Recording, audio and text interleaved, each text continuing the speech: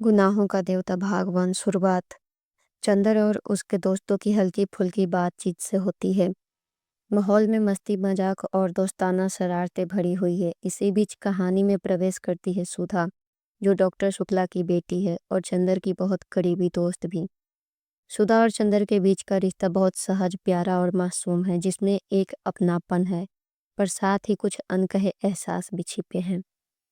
सुधा library से किताबें लेने आई होती है। वह चंदर से कहती है, तुम लाइब्रेरी के सदस्य बन जाओ और मुझे किताबें दे दिया करो। चंदर मुस्कुराते हुए मजाक में जवाब देता है, तुम्हारा तो दिमाग खराब है, तुम खुद क्यों नहीं बन जाती सदस्य। पर सुधा शर्माते हुए कहती है, मुझे शर्म आती है। चंदर हंसकर कहता है, पगली कहेंगी, कल तुम्हारा ब्याह होगा तो कहोगी मेरी जगह तुम बैठ जाओ। कुछ देर बाद सुधा 4 किताबें लेकर निकलती है।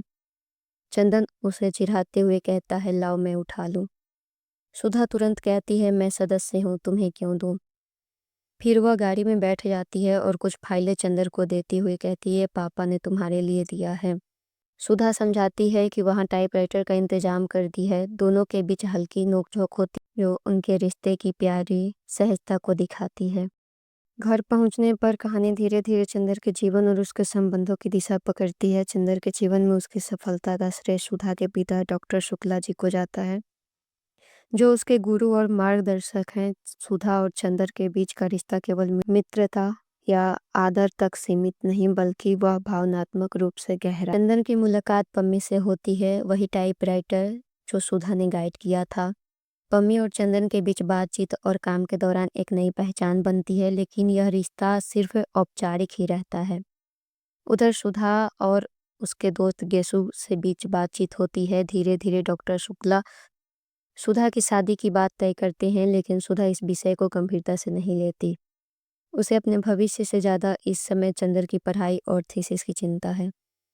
अंत में चंदर अपनी थीसिस पूरी करता है। सुधा खुशी से मिठाई मांगती है। उसके पिता कमीज से 10 रुपए निकाल कर सुधा को देते हैं। सुधा उछलती है।